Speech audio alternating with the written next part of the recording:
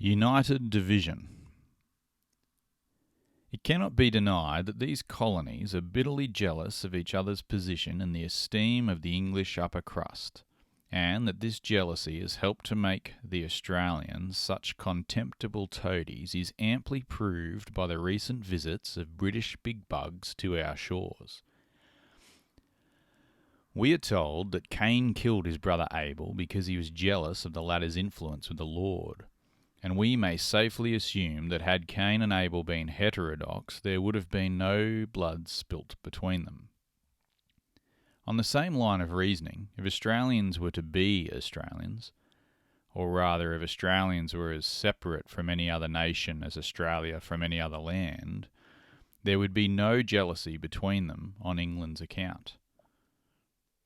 There would, of course, remain little friendly rivalries between the colonies, but these would only act as spurs to their common prosperity.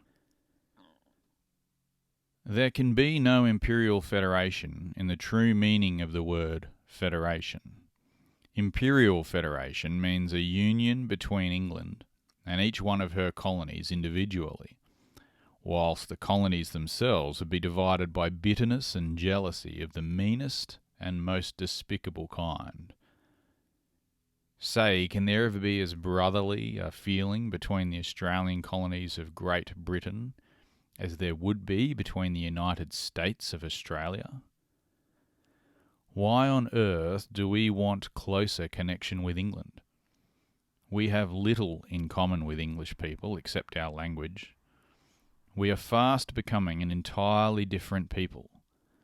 We are more liberal and, considering our age, more progressive than England is.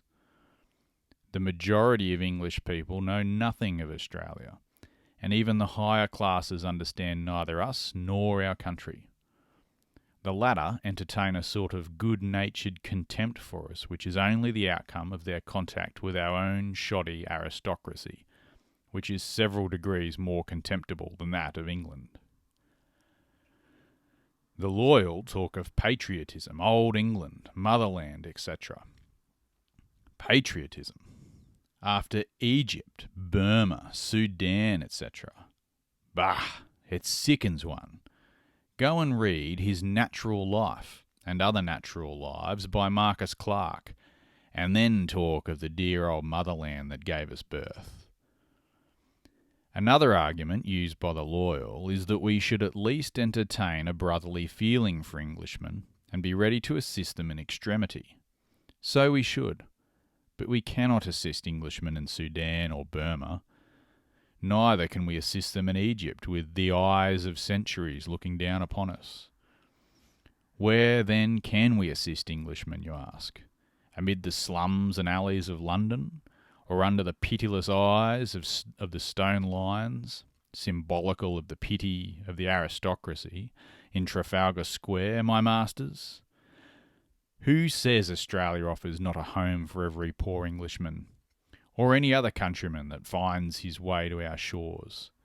And what sort of thanks do we get for it? Take the Cockney new chum, for instance. For many years after arrival, the burden of his cry is, "You ought to go home to England, young man. You ought to see London, young man." When he is not saying this, he is running down Australians and the country that gives him food and shelter to their very faces. If England is such a glorious place, why do not all the new chums stay there, or go back as soon as they can earn passage money? We shall never be understood or respected by the English until we carry our individuality to extremes, and by asserting our independence become of sufficient consequence in their eyes to merit a closer study than they have hitherto accorded us. Every few weeks an English journalist or big bug comes out on a flying visit, drinks champagne and gorges beef with men who are no more representative Australians than Laplanders are, and returns to England a recognised authority upon the colonies. Dr. Cameron Lees has just gone, and his last impressions of Australians upon the page of a Melbourne daily, among a lot of type marks, that amount to the same thing as saying Australians are provided with a fair pair of arms and a pair of legs apiece. He says that there is a tendency to bounce among some young Australians.